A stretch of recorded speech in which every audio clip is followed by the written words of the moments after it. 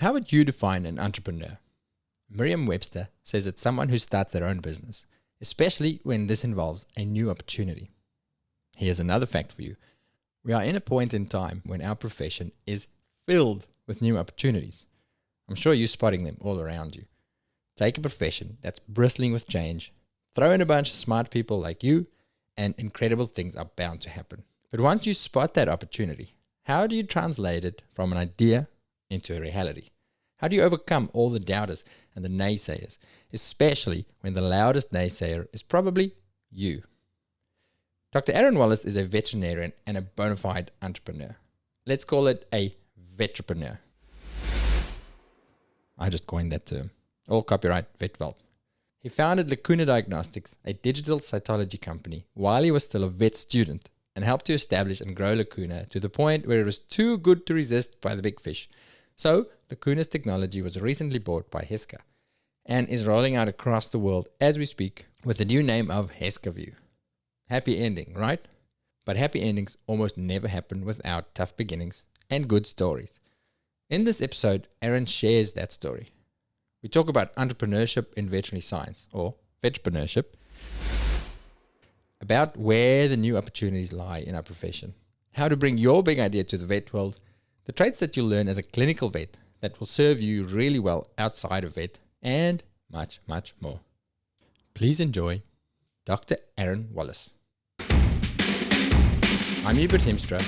I'm Gerardo Poli. And this is the Vetveld.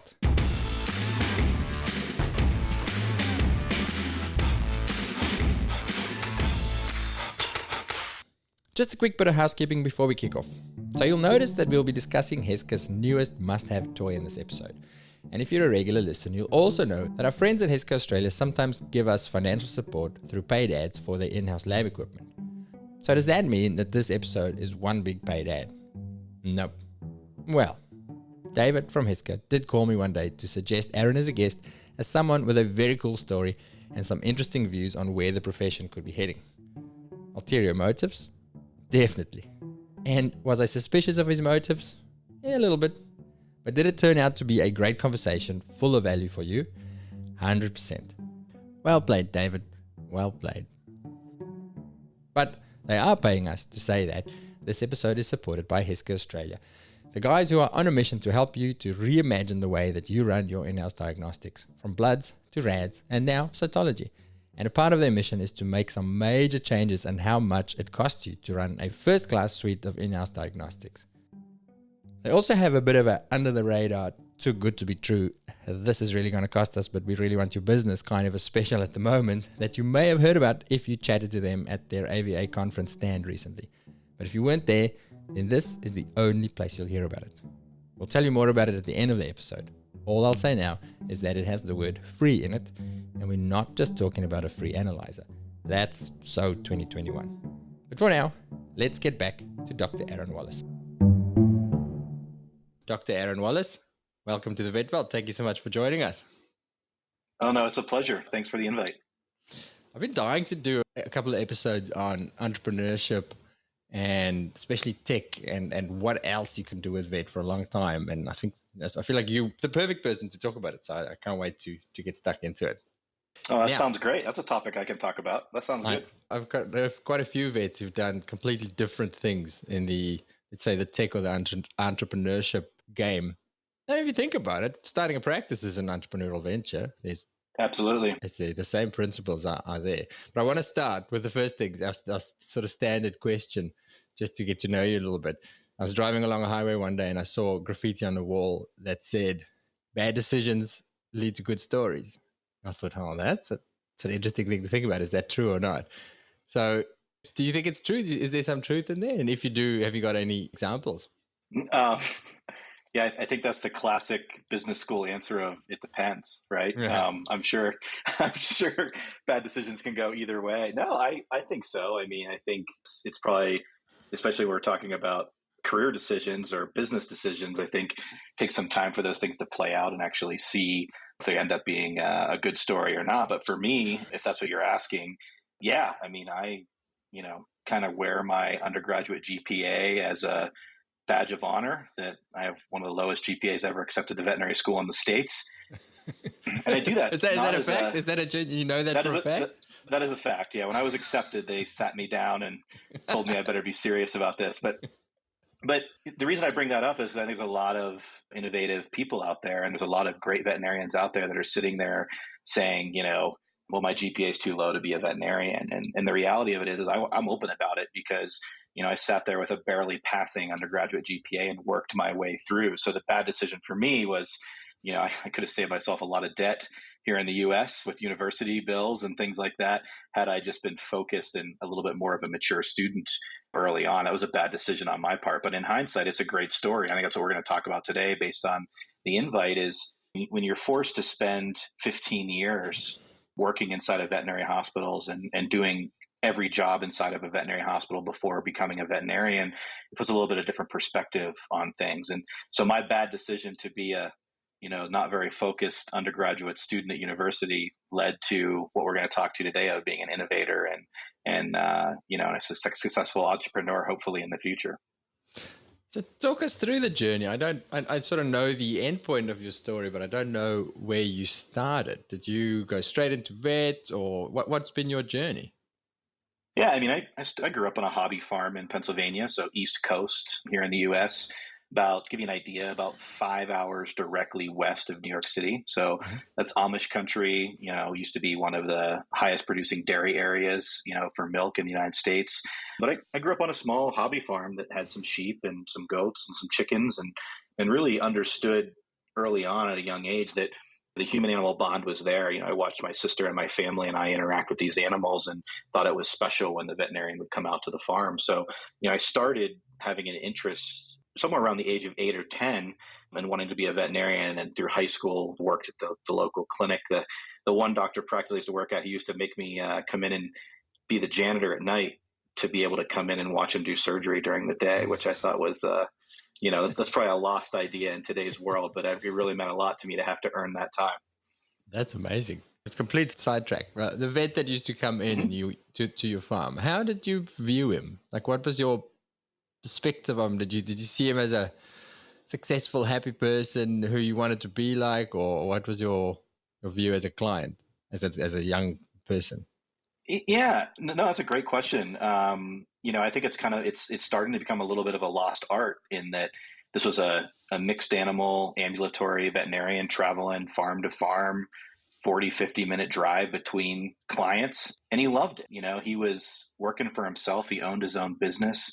And, we were 4-H kids at the time. So we were young people learning about agriculture and learning about pets at that time. So, we were a special kind of client for him, but he truly, you could tell he truly enjoyed what he was doing. But on the flip side of it, he was also working very hard. And that was very obvious that at that early age, it wasn't, the idea of becoming a veterinarian was not a glamorous stardom, fame kind of position. This is a working class professional working very hard to do what they love. And that was my perspective very early on. And that's what I thought I would end up doing. It's very interesting. Yeah, it's interesting how I won't go too far down. We could talk for hours just about that. But I want to find out more about you. So you wanted to be that. You were happy with that. And then what was your journey into it? You said you had a low GPA. Or did you go straight to vet school after school, or how did it go? No, I was told by 2 deans of admissions I would never get accepted when I would meet with the universities and say, hey, what do I need to do to get in? They're like, go to human med, do something else, I like that. And, you're too dumb to be a vet. Go be a human doctor. Yeah. It's true though. But I think being a young, gritty farm kid, someone telling me I couldn't do something was probably the motivation I needed to snap out of that and become focused. And so I dove in hard. I was very fortunate to gain a position at a mixed animal practice right out of university, and he didn't treat me like it was Dr. John Shapira, just outside of where Penn State University is in Pennsylvania. And John didn't treat me necessarily like just anybody who was coming to work in his clinic. It was very much you earned your rewards. And that when I left that practice after 2.5 years, I had my own vet truck. I was driving around helping, do the things I could in an underserved area where there were not enough veterinarians, probably skating the practice acts a little bit closer than we probably should have. But, in the Amish community, there was no one to help them. So he fired me. John gave me a 6-month notice and said, Aaron, if you're going to be a veterinarian, I've done everything I can for you. You got 6 months and then you don't have a job here. Go figure it out. So what were you, so this was straight out of high school. You took a job at the vet practice doing, Nope. starting. This was after university. Yeah, this was after university. So during high school, I would kind of volunteer and work in the practice in town. And then I went to university and then I came back. So what was that's university? When I really started getting focused. What were you studying at university? Was that pre-grad course or what did you do first? Yeah.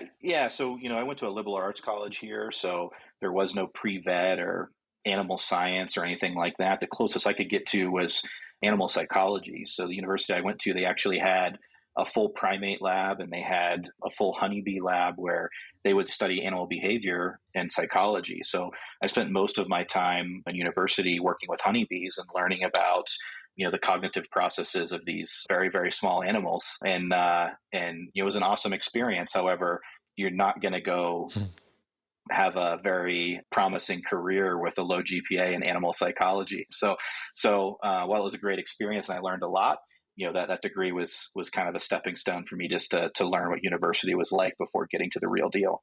Okay. So you did that. Then you got the job at the vet doing all sorts. What sort of work were you doing? I mean, I've worked with hundreds of primary care veterinarians and board certified specialists and, now going through university, working literally with the tip of the spear in academia. And John was the best veterinarian I've ever worked with. He literally was James Harriet. We would go preg check cows in the morning and cut an LDA and then be off to the wildlife reserve. Here's an example. The last day I spent with him, we palpated some cows in the morning and cut an LDA. And we went to the wildlife reserve. We spayed a mountain lion and we treated a bobcat for mange. We went in after lunch, saw appointments all afternoon, and then did 2 emergency surgeries that evening. I mean, this was this guy's day, which, as a veterinarian myself today, I don't have that skill set and never will have that skill set to actually treat that many species at that level. So that's kind of the things that I would do with him and the experience he offered to me for those years of mentorship when I was with him. But what were you actually doing? So you're riding shotgun, holding stuff, passing stuff, actually doing work? Yeah. Sometimes I was driving out to the milk fever cow and grabbing a blood sample before the vet could get there because the vet was, 2 valleys over and not going to get there for a couple hours. Did they give that cow CMPK or does it need calcium or what does it need?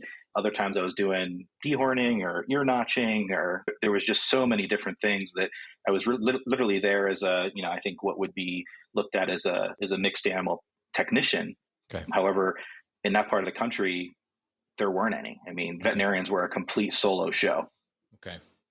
It's very insightful of John actually to utilize you like that. And that's what we're trying to, in many practices, to teach people to outsource some of the stuff that it doesn't require a vet to do. Yeah. So he was obviously a forward-thinking, smart person. Yeah, no, I was very fortunate to run into this guy. I still stay in touch with him. Yeah. So he said, all right, mate, you need to be a vet, get out of this sort of halfway station that you were stuck in, get into uni. How did you get into vet school from then with your low GPA? I kind of just looked at a map and said, where are you going to go? Like, where's the fresh start going to be? And, the Rocky Mountains of Colorado didn't seem like a horrible place to go. So we headed, my buddy and I headed across country and we moved here in our early 20s and to Fort Collins, Colorado, where Colorado State University is. And I literally begged for a job. I mean, this was 2007, 2008. So, the economy in the U.S. was not strong and the disposable income to spend on pets was low. And it was kind of in this unique time where the specialization was starting to happen. You were starting to see these emergency specialty centers popping up in the U.S. and the primary care physician wasn't, doing everything they possibly could, wasn't on call all the time, that stuff. So I was fortunate enough to get a job as a kennel tech at a large specialty hospital. I think I was employee number 9 or 10. Mm-hmm. I did my internship there, my emergency and critical care internship there, like 10 years later, and there were over 125 employees at that time. Whoa. At that hospital. So I literally begged for a job and just kept, kind of having that grit mentality of, saying yes to every opportunity I possibly could. And ran into some other great mentors like John, and, Matt Rooney being one, Christine Shell being another. That was a practice manager and the surgeon who owned this practice. That, they couldn't really pay me what I probably deserved to be paid for the work I was doing, but they really understood intrinsic motivation and were giving me the opportunity to see things and learn things that would help me later in my career. And yeah, so I just kept pushing and pushing and pushing and learning, and eventually got to the opportunity where I could get into grad school, and went to grad school and then went to vet school. Wow. So by the time you finished vet school, how many years out of high school? How long was your journey to being a qualified vet? How many years? So high school to graduation from vet school was 18 years in the industry. Wow. Yeah, that's a long, you clearly really wanted to do it. Well, that bad decision led to that good story. So I guess we answered your question. Yeah, well, that's a very long journey. Here's a question something I've seen in the past. So again, one of the reasons we started this podcast is because there's a fairly high level of dissatisfaction amongst vets with their careers. But then I often see vets who love being vets. They love it. They think it's the best job in the world. And when you dig a little bit, it's often the similar sort of story. It was not an easy run for them. They really had to work hard. There was a lot of challenges, but they were dead set on becoming vets. I have several friends like that who, failed a couple of years and had to redo years and that, but they persisted, and they some of the happiest vets I know. Do you think it's just because they have a more of a passion than somebody who's a smart kid and, easy street into vet school and never really an uphill challenge? Is there a link there at all, do you think? Well, I think if we look at any profession, I think the grit hypothesis is true. People who push through the hard times and have that grit are likely to be successful. But, when I'm mentoring vet students now or talking to high school kids who want to go to vet school, the advice I give them, and I think I'd love your opinion on this too, is go out there and see if it's for you. I think those of us that didn't do so well early on and were forced to go get all this experience to, get in more on professional experience rather than academic achievements, we proved to ourselves that we understood how a veterinary practice worked. We understood that you're going to get dirty. You understand that it's going to be tough, and you get all the things that are not so glamorous, and you see those things where sometimes I think that those that are, have their academics amongst them and can kind of get in on a little, not easier note, but a more streamlined note, because everybody earns their own way in. Maybe doesn't get exposed to that as much. I don't know if you agree with that or not. Yeah, I would. I would actually count myself as the counter example to you. I did well at school. Yeah. It was, I worked hard, but it wasn't a massive challenge for me to get into vet school. And that meant that I didn't spend a hell of a lot of time in practice. I went to see practice for a couple of days. So I really had no idea what I got into. And I experienced a high degree of disillusionment or almost surprise of, shit, this is what I've been working for all this time. It's not what I expected, because you have this romantic idea.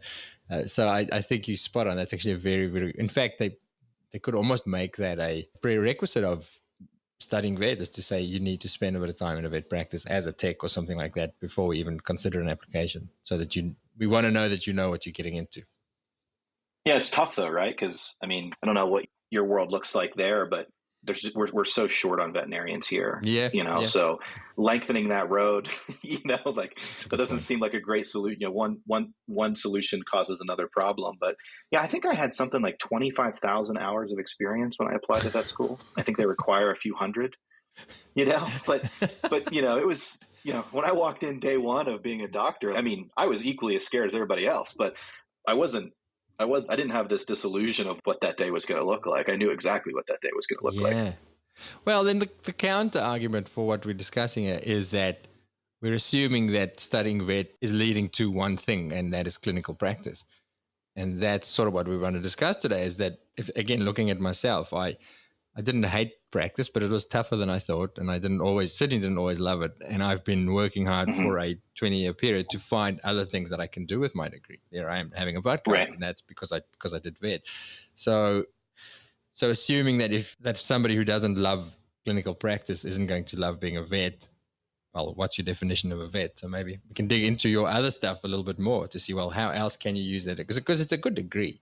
It goes way beyond just fixing puppies and kittens. Yeah, I've been lucky enough to talk to and get to know some of the most successful entrepreneurs in veterinary medicine. Guys like Ivan that created SmartFlow and who's now working on Galaxy Vets, and Caleb Frankel, who's creating Instinct Science, which is really revolutionizing the way records are done and things like that, and just practice management software in general. And we've all had conversations and agree that clinical reasoning, I don't know if that's necessarily what they teach us in veterinary school, but what we end up perfecting as clinicians is our ability to look at a medical problem and grab data and assess that and group it together into differentials and then start running diagnostics to rule out or diagnose that animal. And that skill set and that way of thinking is probably way more difficult than we give it credit.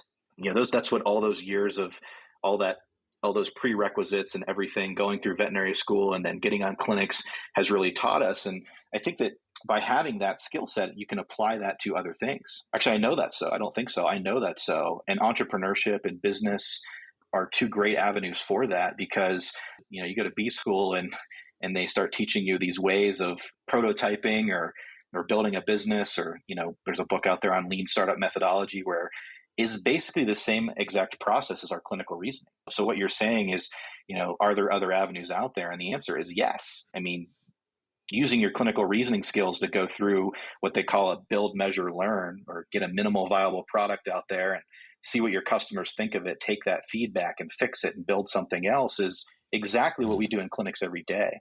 And in business and entrepreneurship, I think are things that in the pet space and the veterinary space, there's so much going on and there's so much new stuff and it's so exciting. And there's starting to be those translational components between human medicine and veterinary medicine that, there's so much you can do with your veterinary degree. But I was very lucky for my mentors to force me into practice.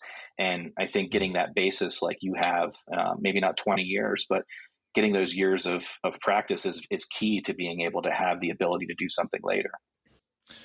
So much to explore there, but I actually really like that. So it's that art of problem solving. And again, anything you undertake in life, what you're going to be doing on a day-to-day basis is problem solving. That's literally what life is about, not just business. Here's a problem, how are you going to solve it? And those lessons of saying, well, this is probably a very complicated problem. Let's start at one end and break it down systematically and see what it is. Well, like one of our previous guests said, I'll read you his quote, and it sort of fits with the startup. He said that for him, private practice can be summarized as high consequence decision making in a complex environment with imperfect data on a budget. How well does that fit into the startup world? I mean, let's say you were figuring out how to market your podcast, right? I mean, the consequences of making a mistake are way less than what we deal with in clinical practice. Exactly right. Exactly. Right. Yeah. And then the other one that comes to mind is one of my clinicians at university. When we were overwhelmed with these very complicated medical, especially the cases with multiple problems going on, he had a way of breaking it down. I don't know if all the specialists would agree with this, but I still live with it. I use this all the time, but treat what you see and then see what you're left with, which I think is, again, it's a great business principle. Yeah. Now, you said something else in there that I want to circle back to. I like what you said about the importance of being in clinical practice. So not just learning the theory of all this, but spending time in clinical practice. Have there been things that you've learned through years in clinical practice that you're applying on a day-to-day basis outside of clinical practice in the business world? Yeah. I mean, here we were, we had this startup and we're raising money and had customers and we're starting to go global right when I was finishing vet school. And, I was at this fork in the road. Do I continue on with my co-founders and charge at this, or do I go do an internship and dive into clinical practice? And my mentors, like I said earlier, they really, and my wife, Elisa, she really was a part of this too, made me think about that and say, if you're short-sighted now on what's the opportunities that are ahead of you and you lose track of what you've actually put all this time in to do, which is to be a clinical veterinarian, you may never have the chance to do that again.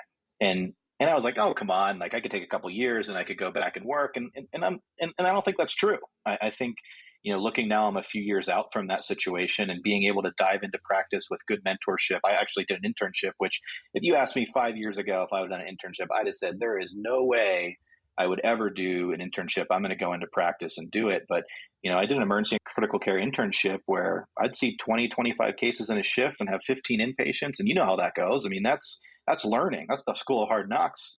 And now, now I miss it. And to answer your question, yes, like everybody says it gives you street cred, but the reality of it is that's just with yourself.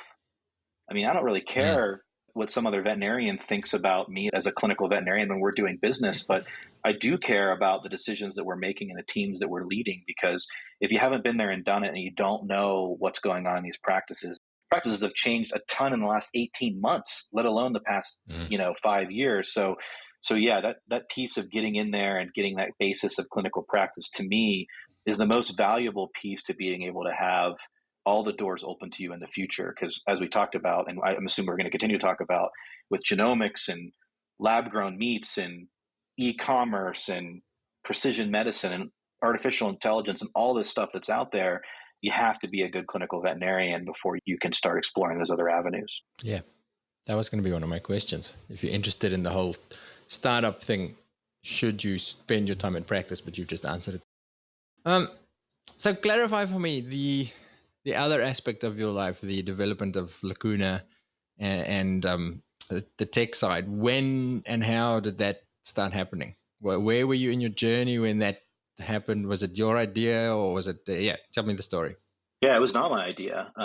So not that vet school is crazy enough. We were in a program where we were going to veterinary school during the day, and then we were going to business school at night. So we were getting our master's in business while we were, in veterinary school. So there's a few. Everybody, was that standard for the course, or did you choose that? No, there's it's a little box you check whenever you apply to a few schools. So I know Colorado State has 5 students a year. I think Texas A&M has a program. I think NC State might have a program. Maybe Cornell's got a program. Penn's got a program. So there's a few universities across the country that do this. And the reality of it is that, your MBA is kind of free because they can't charge you for any more credits because there's no bill code for it. So you're not adding to your student debt. But the reality of it is that it's very difficult to be getting both degrees at the same time, because you're using one side of your brain all day and then you're going to class at night. And we literally were sitting around with professionals. We were veterinary students, and there were marketing professionals from Fortune 50, sales professionals from Fortune 100 companies in a room, and we're watching them collaborate and discuss and argue on different business topics for 22 months while we were going to veterinary school. So in order to exit the MBA, you had to build a business. Wow. So this was a proper MBA. Yeah, this is a real MBA. I'm sorry, I just love the irony of the kid with the low GPA. I've got a couple then going degrees to do a double degree of boxes laying around, but yeah, it's a real one.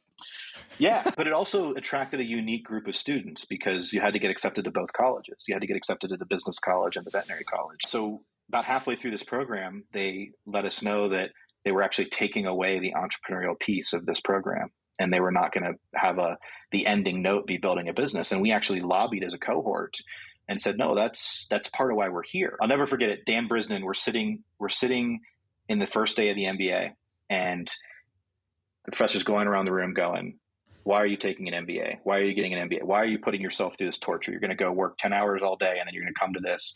It was easy for us because we were in a combined program, so we could answer that.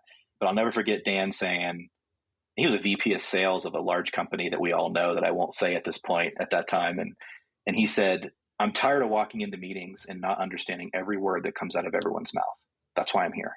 So he was one of the vet students, or he was actually just no, he was just a business student. Just purely business. Okay. He was just a business student, right? So we, the 5 of us, were going to vet school a day and business school at night, and then we had these professionals like this that had that perspective. Mm-hmm. So him and a bunch of us lobbied to get this entrepreneurial piece back, and the college didn't even resist it. They said, "Wow, if you guys want this, let's do it." And they did, and they brought it back, and they brought an amazing professor, and his name's Tim Galpin, who had a ton of merger acquisition experience to lead this capstone class. So Connor and I, Connor was an MBA DVM as well. We really tried to personalize the MBA as we went through to veterinary medicine. So when we were in a leadership class, we'd be talking about how does that apply to leadership in veterinary medicine? And if we were in a digital marketing class, like how does that apply to veterinary medicine? And we'd talk with people in our networks and have email chains going and really tried to make this a veterinary MBA for us. So it came decision time where we had to build a business, and I pitched my idea to him and he pitched his idea to me, and I won because we did his idea. He was literally working extra hours on top of going to veterinary school during day and business school at night.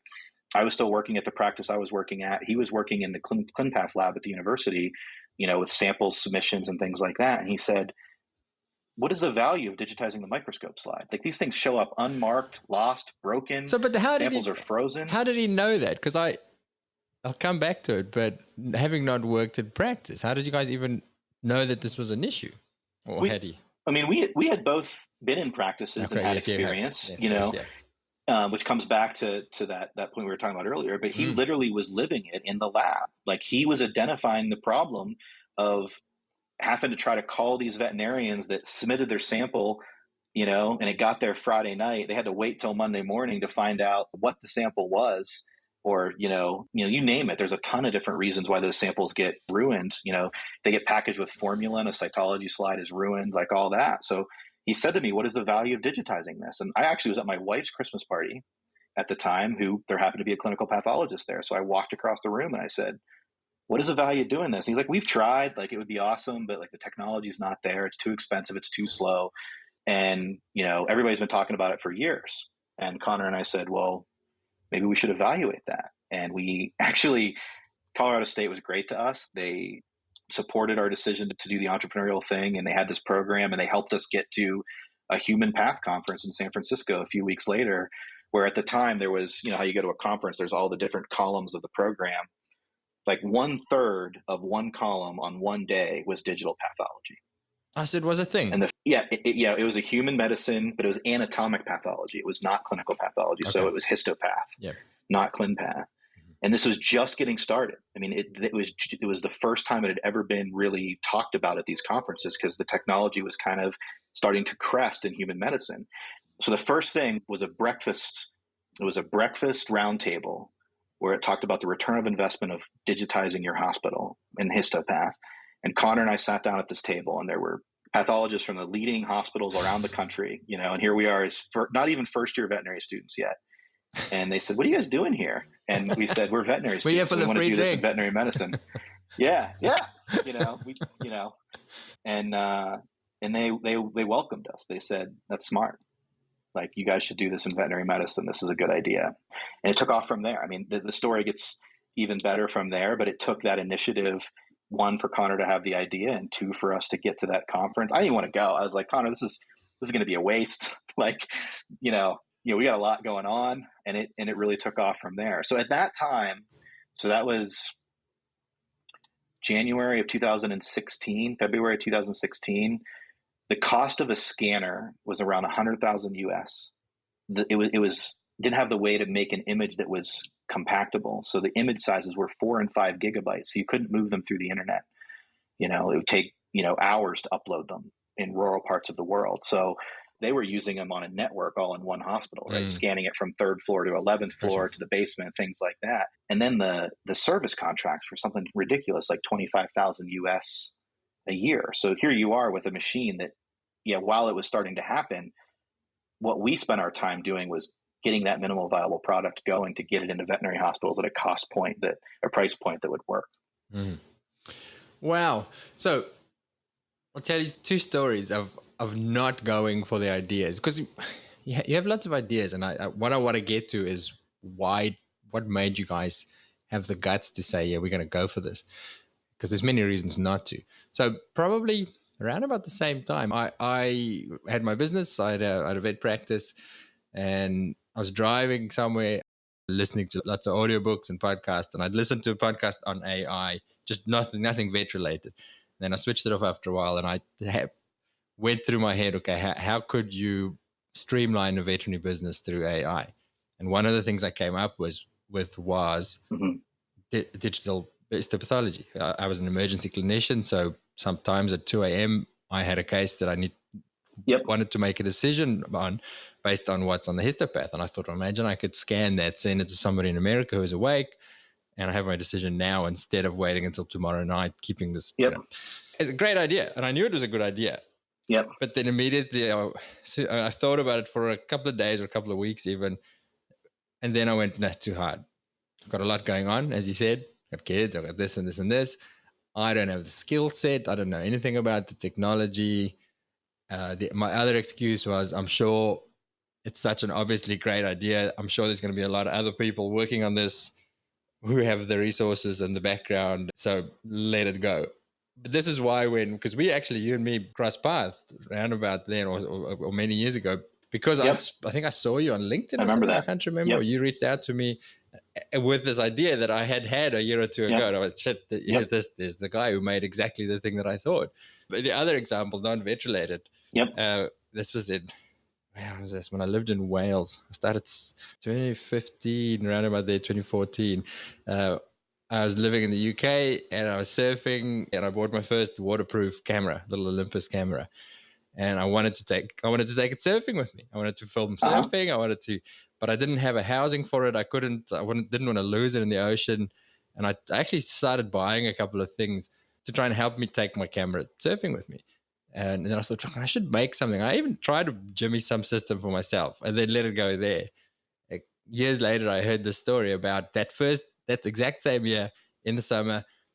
Some guy was in Australia and he had the same problem. He wanted to film himself surfing and tried to design a system and went, there's no good system. And he designed GoPro. So I went, man, too hard. It's too hard. Let it go. Yeah. And at the same time, the other guy went, I'm going to build something. And that's GoPro. So the question is, what made you guys think there's this problem? Yeah. We don't know what we're doing, but we're going to follow this. What made you have the arrogance almost to go, yeah, I think we can tackle this. We can do it. Well, yeah. I mean, I think it takes a little bit of arrogance. I think it's more confidence, but I think it's a little bit of arrogance. Okay. But it's the team, man. Like, we were so fortunate to build a team. I feel like we could conquer problems way bigger than what we conquered, the team that we had at Lacuna. We had Bakul, who is an amazing individual. He's an analytical chemist, had worked in biotech and pharma, and had been very early in the CBD world, owned many apps, like understood business operations. Garrett, I mean, I tell everybody Garrett is a founder amongst founders. I mean, he spent 15 years with GE Oil and Gas and was a part of several acquisitions and leading international teams. He literally showed up one day. We were just actually at a wedding together this weekend, and we were kind of going down memory lane a little bit about how him and I used to just clash all the time, right? Like, Garrett, you don't have to understand what a path review of CBC is. Like, just realizes it's out there, right? And Garrett would always be process mapping and understanding and piecing all this together, which was extremely frustrating at the time. And now is a skill set that I try to perfect myself because I get how important it is in business. But Garrett showed up one day with a platform. Like, yeah, a scanner and technology and all of that is important. But if you don't have a platform to move these images to pathologists and reports back, and he created— So platform, you mean like a software? Tinkering. Yeah, a software platform, just like you submit your RADs. So while there is that, I guess our opinion would be a small touch of arrogance, others might think different, and more confidence. It was that team. It's that team that matters. It's two things. It's team and timing, right? You have the best idea in the world. And you literally could. You just had two great ideas in that short amount of time. The timing was right for both of them. But if you don't have the team, it's impossible. Maybe that's the key to go, yeah, these are the limitations. Right. Who else can I get to fill those gaps? But, if it was fortuitous and one of your surfing buddies happened to have an injecting molding company for medical devices that could inject mold that camera into a device, GoPro would have been yours, right? But very, very seldom are entrepreneurs honest about team and timing. A mentor of mine and a friend, Adam Little, who's one of the leaders of veterinary innovation worldwide, I love his saying that no one cares about your crappy startup idea. People are afraid to share their ideas and things because they're afraid they're going to get out there and people are going to take them. If you can't execute on them, it doesn't matter. So, that's one of the other learnings is, we shared this. We were sharing this idea. We were talking with our professors. We were going to conferences. We were asking the big lab groups, chase them down at conferences. What do you think about this? But it really came down to the team. And those guys are, I'm here in front of you today, and I'm a veterinarian, and oftentimes I am. But those guys those guys are the ones that made this happen. So how did you build that team? Was it fortuitous, or did you go looking? Did you go, right, these are the people we need, let's go hunting for them? We had a 16-month interview process, right? Because we had been sitting in business school with these gentlemen for 16 months, right? And it's like, well, we need an entrepreneur. So there's Bakul, and we need IT, and, there's Garrett, right? So we got to see just how much experience they had and how hardworking they were and their knowledge. I mean, these are, like I said, all of them founders amongst founders. But it just was fortuitous that we were in this program and we all were willing to make the leap. You read these business books, they talk about taking the leap to your idea, but we were all willing to do that, which again is another piece. So it's possibly about putting yourself in the right environment. You got to be surrounded by like-minded people who are willing to try something. Would you say that's accurate? Yeah, I would say that's accurate. And I think that comes down to sharing that idea. Like if you keep that idea bottled up, there's risk to that. I'm not going to say there's not, but if you don't share that idea, you don't find that team. There could be someone right in front of you, like we had, where those guys didn't know anything about the veterinary industry, right? And here they are. I argue that Garrett and his team built one of the best pieces of software that veterinary medicine has ever seen. And they had no idea of anything going on in veterinary medicine, right? But if we wouldn't have been able to, if we'd have protected that idea, and Connor and I had been like, hey, let's do a softball idea for the class. And then once we learn everything, we'll go do the real idea afterwards. No, we didn't do that. We put the idea on the table, and we had the expertise of our entire cohort helping us build the business model in our capstone, which is the last class to get us out of the MBA. We had to build the business. We had the mentorship of the professors. We had all of that. So it's, I think putting yourself in that environment. My grandfather always used to tell me, "Show me your friends, I'll show you your future." But I think it's also getting that idea out there so people can latch onto it with you. Before I want to ask you about the actual product. It's really cool. I've looked into it, but I want to ask a few questions. But before we do that, do you think at some stage in a vet career, it's a good idea to do a business course, an MBA or something similar? Does it add a lot of value, do you think, to your life in general? Or career, should I say? Let's be honest. If you're a veterinarian, you're a pretty smart guy. We're a pretty smart gal, right? You could probably teach yourself this stuff without taking a formal course, right? Like, introductory business stuff is no pulmonary physiology. It's just not. Like it's really not. Okay. Now, I think advanced level stuff, it's so strange you see that though, because biology is so familiar to me that I find it easy to understand concepts. Whereas if I read business books, I'm like, I don't understand the language you're speaking. I don't get this at all. Yeah, totally. But just like with pulmonary physiology, you'd have to look up some words and things like that. So let's be honest, like a very 100 level introductory accounting class, you could probably teach yourself by reading a book. I just had a conversation with a colleague over the weekend. She's thinking about going and getting her MBA. And I said this, like, I speak for Connor, but him and I agree on this. He's told me over and over again, you don't really need the MBA. And I agree. Like, Connor is one of the most brilliant people I've ever met in my life.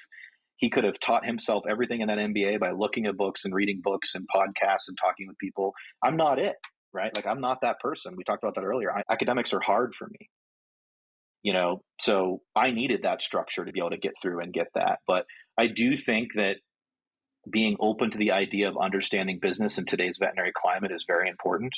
And I think it would be my opinion, if you're looking for an alternate career other than clinical medicine, having a basis in business is the first stepping stone to being able to do that.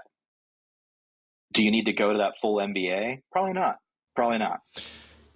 Yeah, but you say that, but then again, the story you just said about surrounding yourself with the right sort of people, even just that might, because I love listening to non-vet stuff, listening and reading, but it's not structured. My learning's not structured. So I learn a lot of things, but I don't know that I can always figure out how to apply it. And then again, it's a lonely way to do it by yourself. Whereas doing a course or something, you're going to meet people who might nudge you in a direction that you didn't even consider. Totally agree. I totally agree. But the question is there's so much continuing education out there now, right? Like, there's certificate programs from Ivy League business schools where you can do 5 classes over a 7-month period and get a certificate in business strategy, let's say. So it's like, that's the question is, do you really need that full MBA? Because those have cohorts and those have people and they have chat channels and different way. I just finished one, they're great. So that's what I say is, if you're going to make that full commitment to do the full MBA, I mean, education is what you get out of it, right? Like, it doesn't really matter where you go if you're not going to put the effort forth. But, I'd say, yeah, if you like it and want to follow that, then yeah, maybe you go for the full MBA. Should it be a part of veterinary education? Absolutely. I think there should be some business elements above and beyond what's out there. And some schools are doing a great job with that on our side. Cornell's doing a great job with that, and Penn is, and Colorado State is. I'm sure there's universities down in your neck of the world that are doing it as well. I think business should be incorporated, but I don't think everybody should go get a full MBA. And there's so many MBAs out there. It opens up so many doors, don't get me wrong, but if you have that veterinary knowledge and you were in practice and you know how practices work and you know how they function, you know how to talk to clients, and you know how to mentor technicians, and then you go find a niche of business that you get some education and you're interested in, there's going to be a career for you without an MBA. Great. Let's talk about the product. So yeah, Lacuna is what you built, and it's a digital cytology system. Yep. Does that summarize it pretty nicely? So how does it work? So you do your smear like you would normally. So an FNA of a lymph node or whatever you do, and then you chuck it on this machine. And then what happens from there? How does the magic happen? Yeah. So take your aspirate, let it dry, stain it, right? So whatever stain you use, Diff Quick, Right Scheme, so whatever, stain it, let it dry, pop it in the scanner. The scanner, there's lots of technology out there now. We started this in 2016. Now there's, I don't even know how many players out there doing it. So it's not, the magic isn't as easy as just scanning it. You got to make sure that it's a diagnostic quality image. We talked about image size a little bit earlier. You got to have a right size of image to be able to move it. So the scanner goes across and scans the slide. It then basically creates that into an image, just like on your phone. It's just a photo. So it's not just a photo. So because I just you put your iPhone over the microscope. It's not as simple as that. It's actually So it's whole slide scanning. So we're scanning the entire microscope slide with our product. And that's important because the alternative is region of interest, which is what you're talking about, taking a small piece with your cell phone camera. A lot of what I've been doing over the past few years is just saying it's okay as veterinarians to have the humility that cytology is hard. And the consequence of making a mistake in cytology can be grave. So by scanning the entire slide and getting it up to a pathologist, you and I driving around and taking small pictures, I mean, trust me, I've looked at a lot of cytology over the past 5 years. I'm not very good at it, but just me taking some regions of interest is not what we do. We scan the entire microscope slide, so every cell on that slide can be evaluated by a clinical pathologist. That then gets uploaded along with the patient information for a pathologist. We have a global team of pathologists, New Zealand, Australia, UK, Germany, all the time zones across the United States, that allow that to be evaluated and a report sent back to you in the hospital. And I think when we started in 2016, we were getting data that the average global turnaround time was around 5 to 7 days, with some of it being as high as 2 weeks. What? Yeah, we started doing a few thousand cases for an awesome university in Hong Kong when they were struggling to get pathologists, and it was a 2-week turnaround time for them in Hong Kong. And we brought that down to, I think we were averaging, when last time I looked, we were averaging 44 minutes turnaround time. Wow. Yeah. So now, granted, some parts of the world, we manage those expectations. So Australia, New Zealand, it might be 6 to 8 hour turnaround time. New York City, it might be 5 minutes. But again, it's way faster than the traditional method. So yeah, whole slide image gets put up into the portal, fill out the portal with the patient information, blood work, problem list, ultrasound results, whatever you got. All of it goes to the pathologist, report comes back to you. And is it 24/7? Because you've got pathologists around the world. If I'm in Australia at 2 a.m, obviously from an ECC perspective, sometimes you want an answer in the middle of the night. Is that something that's viable? Yeah. So like, again, we've just started, I had this guy, Hugh, years ago that wanted a scanner, but just never really signed the contract. So we're just now getting up and running in Australia. Man, I love that. I can tell you why. Well, I love the idea, but we were very fortunate. Our lab that we used, they had a pretty quick turnaround time, 12 to 24 hours. And then and they were still cheaper. But I was very sad not to sign up because I really like the idea. Yeah. Hey, Just saying, you could have the first unit in the country. I was going to be your agent, man. I was going to, my Yeah. long game was going to be, I want to use it like it and then become the Lacuna guy in Australia. Yeah. Yeah, no, I remember those conversations. Yeah, so yeah, we are. I've spent 90% of my career in emergency and critical care, and that's what my internship was in. And when I go practice on a Saturday, that's what I do. And yeah, we're there 24/7. Nights, weekends, holidays, our turnaround times can get stretched out a little bit, but we still do an excellent job. And when I get pushback from clinicians and medical directors about, well, I want 45-minute turnaround time at midnight. And it's like, how much cytology are you doing at midnight, Hugh? Like, come on, like, come on, how much are you doing? But we still, my role in all of this, we've all had many, but one of my key pieces was the strategy. Like, how do we fit the needs of our customers? And what I tell a lot of the emergency clinicians, we manage expectations and say, very rarely are you ever going to transfer that patient to the next shift without having an answer. We do a great job of even overnight. So it starts rolling around to 6 o'clock a.m. your time and you're on an overnight. We're scaling up our time to make sure those cases are getting cleared out. So if it's Sunday night and you want to know to refer that, if you're in a big specialty hospital and you want to know to refer that to an oncologist or an internal medicine specialist, we have that answer for you. Or if you're in a 24-hour facility and you're like, is this spleen neoplasia or not? If it's not, I'll probably keep it. But if it is, we're going to try to get that to university. So we really do a good job of making sure we get those things finished before the end of your shift. And then is there an AI component at all to the analysis, or is it all still human pathologist driven? Yeah, great question. So we made it a mission and a part of our mission early on that our goal was not to replace the human pathologist. Okay. That was not a completely honor-driven mission. It's really hard. Other things, histopathology, radiology, artificial intelligence and neural networks do a much better job with those specimens because they're perfectly flat. When you look at cytology, you've got cells on top of cells, and neural networks have a really hard time with that topography. Scanners do too when it comes to scanning them. So with our system, there is no artificial intelligence forward-looking. We're working on it. We have been working on it.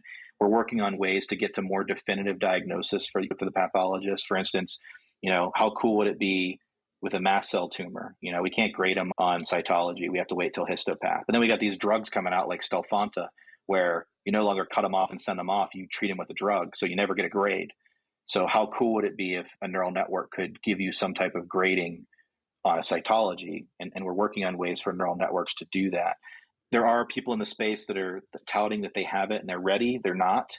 That's marketing. And I'll say that very confidently.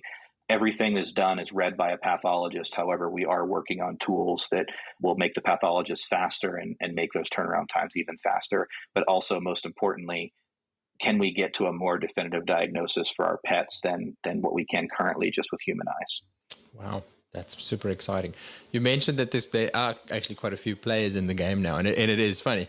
I think that's exactly was my thinking back when I had this idea. I sort of thought that I'm sure the people who do this for a living are thinking the same thing and they're working on it. Yeah. And it feels like everybody's sort of reached the same point at roughly the same time, because I heard of you first because I was looking, and then subsequently I've heard of quite a few other companies with something similar. Yeah. Is there anything differentiating the different ones? Is there anything that makes Lacuna system unique?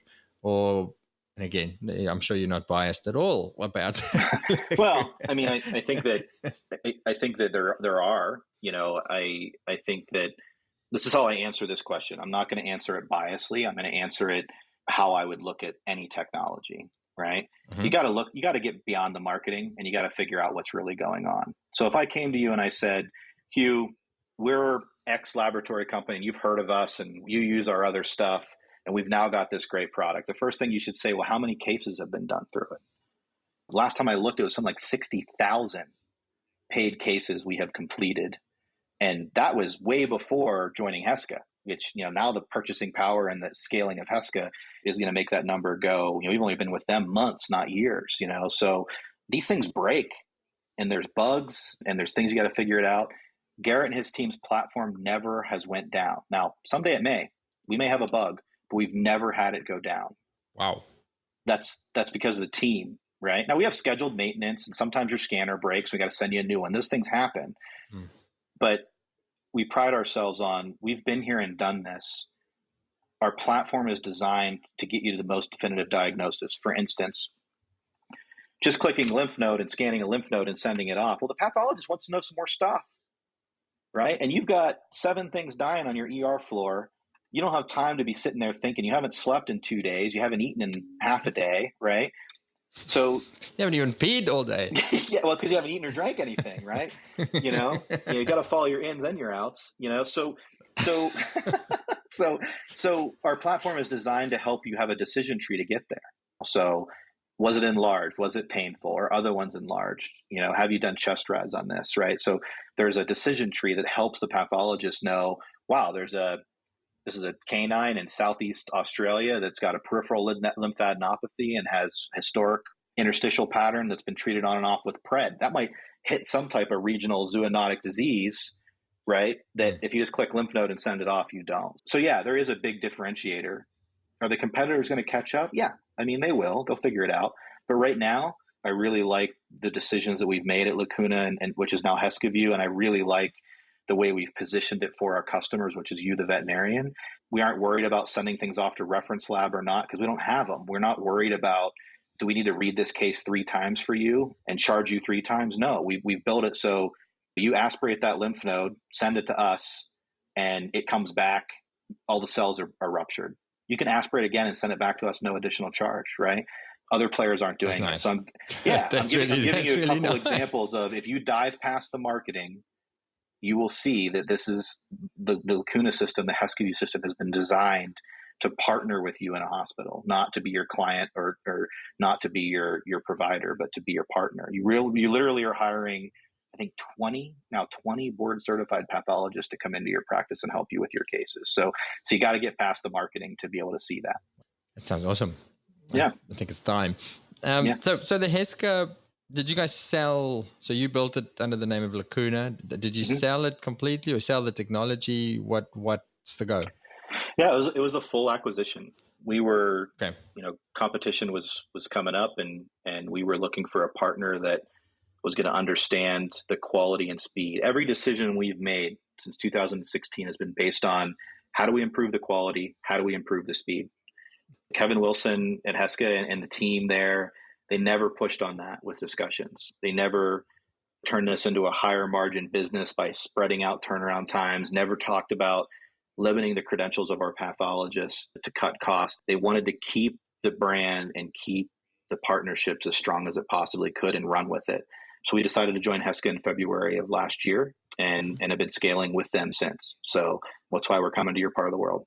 So are you out of it now that it's sold? Is Aaron done with Lacuna, or are you still part of the team somehow? No, I'm still a part of the team, have not completely transitioned out. We'll see if I'm needed. I think we're getting to that point where I want to have impact and I want to drive it. And let's be honest, with a global sales team and a global marketing team and people way smarter than me in business, I think the need for me is diminishing. So, those are conversations we're going to start having. But, when I get asked this question with our, customer base, we work with the big groups and, the big flagship hospitals. I tell them, this has been turned over to the people that are continue what you've seen. And I've checked in with hospitals since joining Heska. I'm not completely involved in the pathologist anymore. I'm not completely involved in everything like I was. And no one has even noticed, which is a great feeling. So can't say I'll be with Heska forever, but we're going to see where I fit in the digital cytology game, because there might not be a need for me very, very long from now.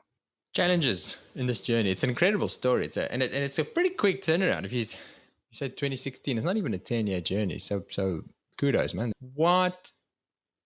Were there points in the journey where you almost got stuck, where you felt like, no, this isn't going to work. I'm about to quit?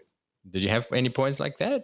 What were the hardest things about all of this? No, I don't think anybody was ever going to quit. I think we were almost forced to quit a few times. So this whole slide scanning technology we're talking about, we talked about when we went to that PATH conference in 2016, these things were 10 times the cost of what they are now, these scanners. So we were using a minimal viable product technology. It was actually software that was created by NASA to map the stars in the sky.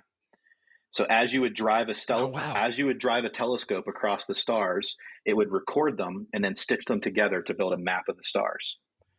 So there was a company, a Canadian-based company, that was licensing this for microscopes. So as you drove across the microscope slide, it would stitch it together. So we were training hospitals to drive across the slide on 4X, then drive across the slide on 20, and then drive across it on 100. And it would build this image that you could then zoom down into.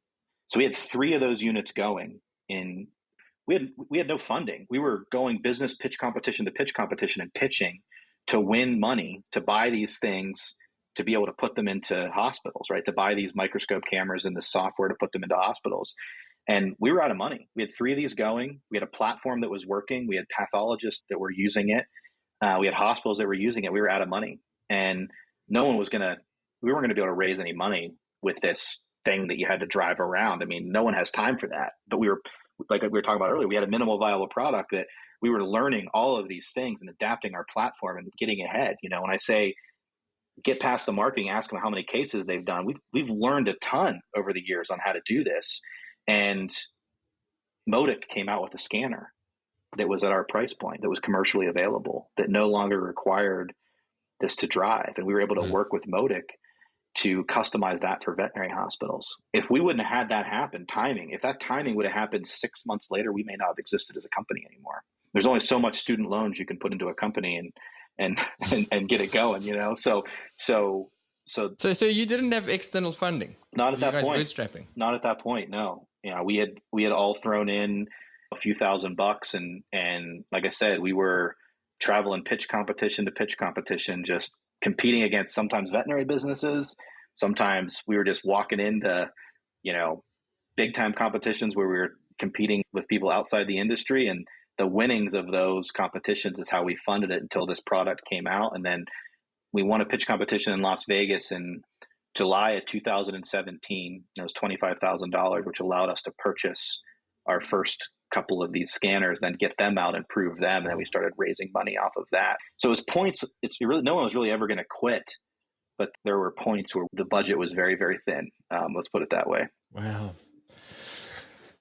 So what has Aaron learned from the last 5 years? Well, it's sort of let's call it a decade. How do you think differently about things? What have you changed your mind about life or work or yourself or anything in the last 5 to 10 years? I think personally, my vision of success has changed a lot.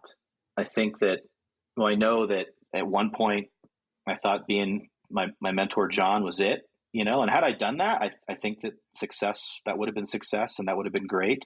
And then at one point I thought I was going to be a board certified surgeon, and, had I ever passed boards, that would have been successful too. I think that was it. But really what's changed for me is more impact. Like, it's not fame, it's not money, it's not being in the spotlight. I mean, I love having conversations like this, but it's really, how can we impact more pets and more veterinary teams?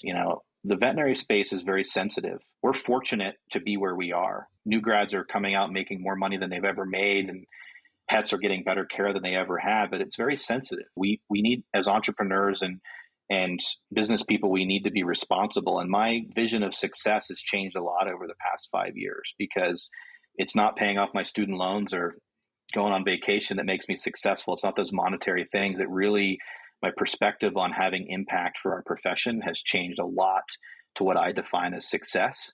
Maybe that's something you've went through too. It's not one pet at a time, but having something like this to inspire other people is your way of doing that. But that has changed a lot over the past 5 years. And maybe that's normal, maybe that's not, I don't know, but that's the first thing that pops into my mind. So what's the impact that you hope to have through, and we'll come back to what's next for you, but what's the impact that Aaron would like to leave on the vet profession?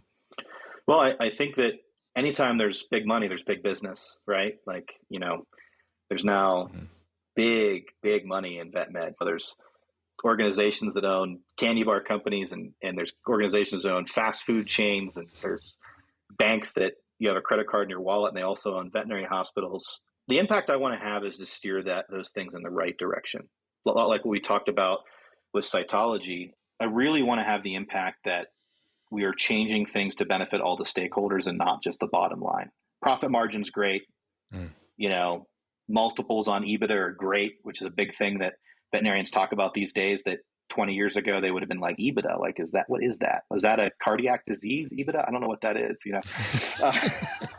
Is that what you get when your dog eats a grain-free diet, is EBITDA? But, but I want to be in a spot where I can help be the litmus test on where we should be driving things to benefit the pet first, and the pet parent and the veterinary team second. To me, that's where the impact is for someone like myself. I love clinical medicine. I hope to get back there full time someday and have some impact there. But right now, I'm thinking about the business end and how to help steer these ideas on a bigger level than what we've been working on. Are you doing clinical work at the moment, Aaron?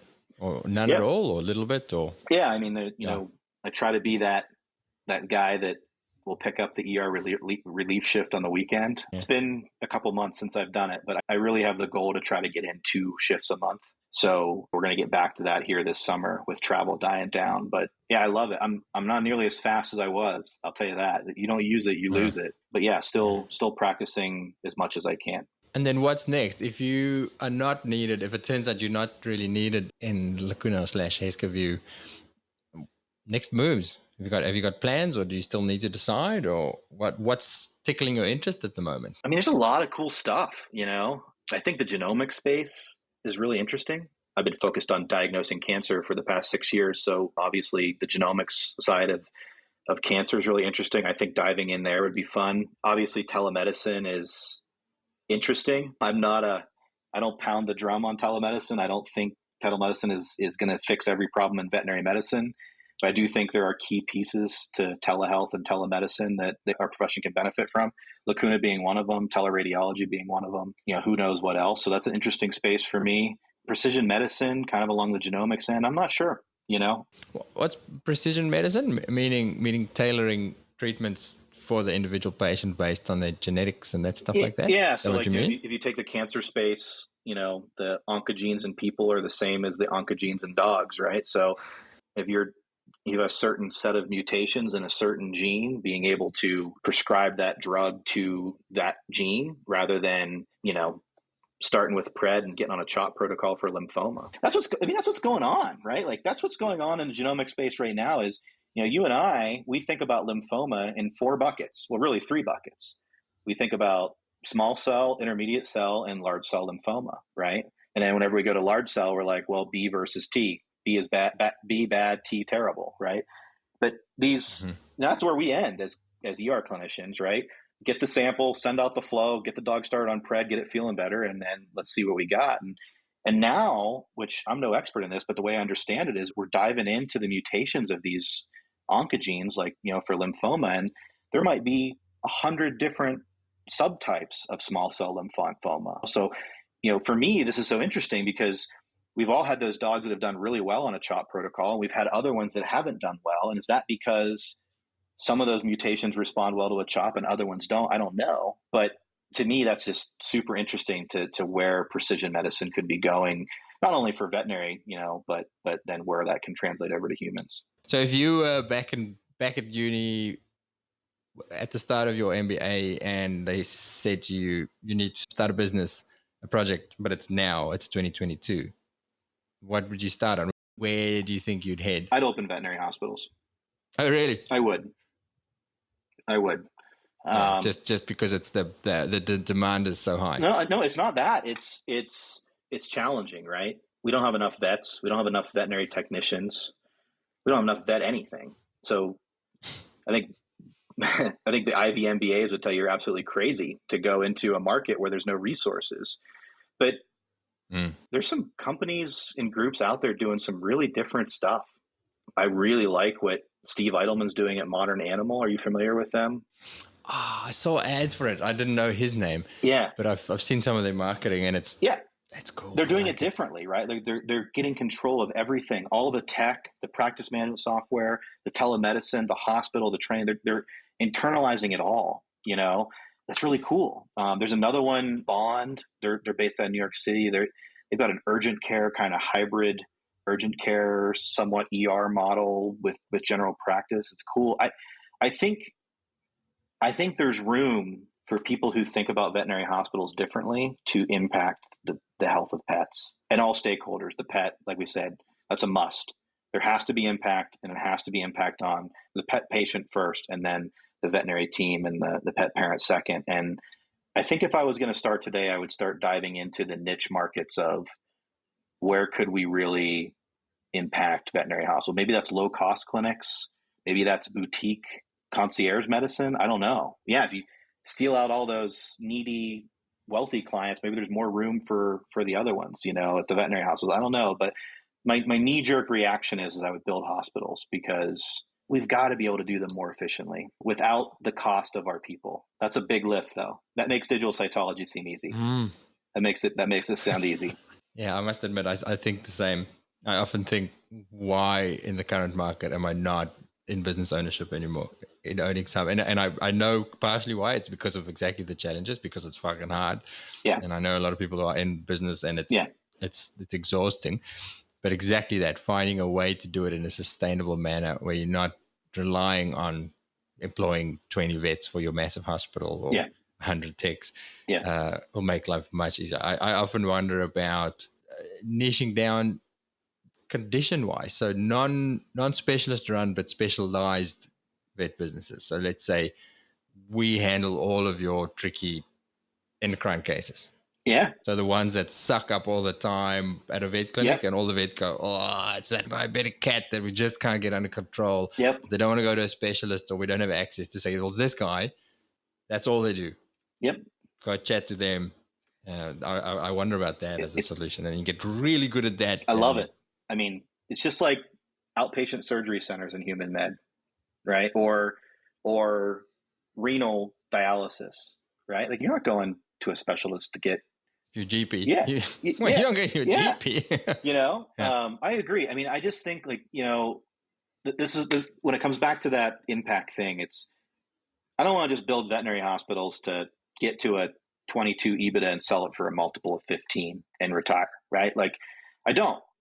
And I've got a mortgage and student loan debt, and I drive an 11-year-old car, but there's got to be a way to niche into that where you get the multiple and we can better the profession. I'm watching it happen. I mean, I think Steve and Mo at Modern Animal and Mo at Bond, I think they're extremely talented operators. I think they're very, very, very smart people and dedicated to the profession. They're doing it. I'm watching it happen.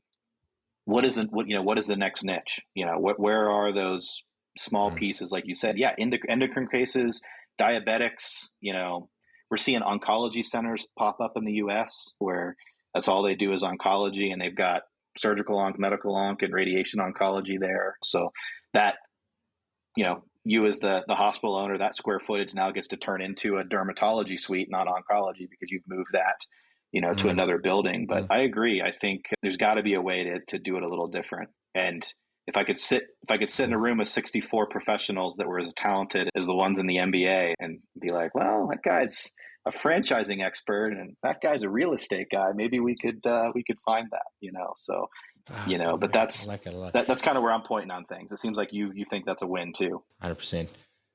It brings to mind what you're talking about, the impact. I keep mentioning him because I'm obsessed with his podcast, but Seth Godin, don't know if you're familiar with his books and his podcasts, but he has a saying that he uses all the time. It's one of his mantra is make things better by building better things. That fits with what you're describing there. Yeah. Make things better. That's the first thing. That should be the goal. Yeah. And then there's the means. All right, let's wrap this up, mate.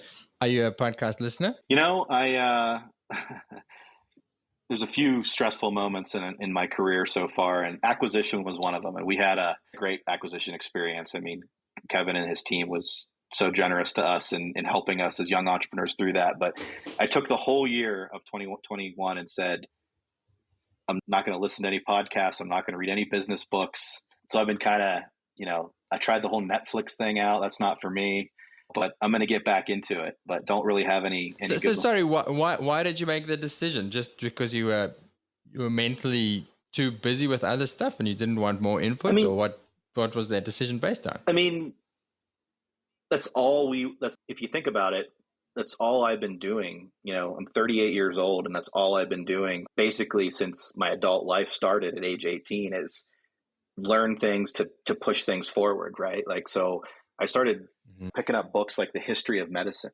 right? Rather than listening to podcasts in business or things like that. So I was talking to a friend about this, and they're like, well, you don't have to cast all podcasts aside. Maybe you should listen to some other stuff. So that's where we're at now. Is I guess I'm supposed to listen to How We Built This. People are telling me that's a good one, but I've kind of just stayed away from all of it recently. And the decision was just I needed a break from grabbing every white paper, every book, every podcast, everything to learn about everything that I've kind of paused. So if you have a recommendation on me getting back into it, then please give it to me. But I don't have any to really recommend to the listeners. Ooh. Seth Godin's Akimbo podcast is, it's more philosophy. Yeah. It's more, I don't know, he's a marketer, but it's not, he talks about everything, and it's actually really easy cool. entrance. It's not too deep. It's more about values and doing the right thing rather than strategy. Awesome. So that'd be a good one to start. But you're supposed to be the one giving recommendations. Sorry. So if you've been digging into books more rather than podcasts, what about books? Have you come across anything in the last year that has shaped the way you think about life? I just reread. That's a good one. I just reread in the past year Deep Work by Cal Newport. Are you familiar with this? Familiar with Cal from podcasts? Yeah, he's got a podcast. No, I just, Deep Work's really changed the way I operate as a professional. I think that having cloudy thoughts and not having a clear to-do list really mess with your ability to function at a high cognitive level. So maybe this comes back to that honeybee research back in the day, but I really focus on getting blocks of time set apart with no interruptions. So, whether that means grabbing a notebook and hiking to the top of the mountain and sitting there for 4 hours and thinking about something, or just shutting my office door and turning off all my technology to really dive deep into problems and solutions rather than having a scatterbrain with Slack going off and your phone going off. I mean, at Lacuna, we were running customer support for years. So, we'd have Slack going 24 hours a day, 7 days a week, and taking shifts on the weekend. And I'd come back from 4 overnights, sleep for 6 hours, and go on call to run customer support. So I was really on the other end of Deep Work. So if you haven't, anybody out there who hasn't read Deep Work, I highly suggest it. I think it doesn't matter if you're sitting down to draw up soccer plays for your kids, or if you're trying to build a business, working in the way that Cal describes with Deep Work is something I highly recommend. Gold. That's going to be, I'm going to download it straight away. Because it's something I struggle with. So it's something I distraction. Again, you can imagine there's always 100 things to do. I've got to edit this or do that, and then there's the kids, there's that and that. And you're right, it's mentally exhausting. It's mentally exhausting to try and do one thing while your mind's busy with 5 other things in the background. Anyway. And the key is getting rid of the baggage, Hugh. You got to get rid of the baggage, right? Like if there's that one thing that's been on your to-do list for 5 days and is overdue, like I've got a parking ticket. Like, I don't even remember getting a parking ticket, but I got a parking ticket thing sent in the mail. So like today, before I did any deep work, I had to get that parking ticket taken away because it would have been on my mind as baggage the whole time I was trying to focus. So not only do you turn off all your technology, you got to get those things that are going to bother you away so you can. Well, you that's can really good focus. though. It's good, but it's tricky because there's often multiple. So what I often try and do is to say, okay, what's the important thing that I need to do, and dedicate some time on that first, and then do all the shitty things I don't feel like doing. But you're right. But then that is in the back of your head. I've got to do this other thing. But if you open the Pandora's box of the things that are bothering you that need to be done, it could keep you busy all day. It's the downside. That's very true. I mean, I think it's to each his own, however it works. But for me, it makes sense. Makes a lot of sense. Yeah. So Hugh, thanks for the time. It was really good to meet up with you again. You too, man. I'm never going to let you forget about not having the first scanner in Australia. So, the last question, Aaron. Yeah. One message. You're talking to all the vet new grads in the world, which you kind of are because you're on the Vet Vault podcast, and you have a couple of minutes to give them one message for their careers, one little bit of advice. What's your one message? I guess it would be 2 things. First, don't take some guy on a podcast too seriously. And the second thing would be, I think the advice that John gave me really resonated. You got to think about veterinary medicine globally. You can't just think about the veterinarian you are right now or the veterinarian you want to be, you got to keep an eye on what's going on in this profession. You got to stay relevant, because if you don't, you're going to get behind. And it doesn't mean you have to be an expert of all things. It doesn't mean you have to read every journal, but, listening to some podcasts and surfing around and what's going on is really important. And remembering that impact is always should come first. And I think in today's profession, we sometimes, or I guess most of the time as veterinarians, let that come at a cost to us. And you need to have a buddy to stop that from happening. So think globally. Don't forget that impact, whether it's one patient at a time or doing something big, to affect multiple patients, those are equally as important. But also, you're not alone in this profession, and it does get tough. Those things are real. I've experienced them, and you got to have the network to support through that. And you've got to be that network for other people. And then if you do those things, this is an awesome profession. I mean, where veterinary medicine and pet health is going with all these things we're talking about, very, very, as a new grad coming into this, I would say it's just as cool as being an astronaut. So, Whoa. Yeah, I said it. This is my astronaut, right? I mean, with what's going on in vet med right now, coming into this space now compared to 30 years ago, very fortunate to be a new grad in veterinary medicine with all the doors out there and what's going on. So go get them. Okay, 2 quick things before we go. The Heska deal. They're making a super aggressive play at winning your business. So they have a deal where if you switch your in-house labs to Heska before the end of June, they will give your clinic free consumables for 6 months.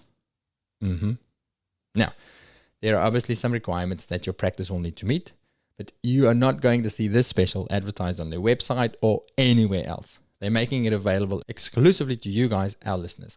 So give them a call to see if you qualify for 6 months of free consumables.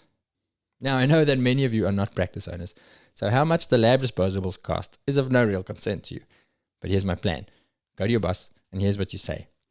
If I can save you tens of thousands of dollars this year, guaranteed, can I have half of what we save? That's it. Don't tell them anything else yet.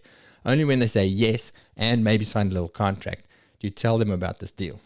Seriously, try it. I would love it if someone emails us 6 months from now and tells me that they've just earned themselves a $30,000 bonus. Okay, the next thing, VetVault Live. We're planning a mini conference right here in Noosa on the glorious Sunshine Coast, which today, after 2 months, is finally sunny again. We've locked in Professor Jill Madison and Professor Dave Church, 2 world-class medicine teachers who I'm sure you're all familiar with. We have them locked in for the 23rd and 24th of November this year, and we're going to work them real hard for some intensive learning sessions filled with questions and workshops and case studies. This is not going to be your average kind of conference. It is the VetVault after all. Our key topics will be endocrinology conundrums and clinical reasoning. But if you've ever listened to them on any of our clinical podcasts, you'll know that we'll definitely stray far and wide. We're also planning a bit of fun. All work and no play and all that sort of stuff, right? Likely involving the beautiful waterways and the mountains around Noosa for a day or two before and after the clinical event. So far, we've locked in our speakers and our venues, but we're still tidying up a few details before we officially start advertising. But we thought we'd tell our listeners about it first. The thing is, it's going to be a small event. We're talking 50 people max to keep it nice and intimate. And we'd love it if we could fill the room with VetVault listeners. So here's what we're doing. Our VetVault clinical subscribers will get first pick, and then we're going to get the rest of our listeners, that's you guys, in through the door at a discounted rate. So if you're interested in joining us, shoot us an email at vetvaultpodcast@gmail.com to reserve a spot. Make sure to tell us that you heard about it on the podcast, and then once we have final details and pricing, you will get a first in best dressed special kind of special. We hope to see you there.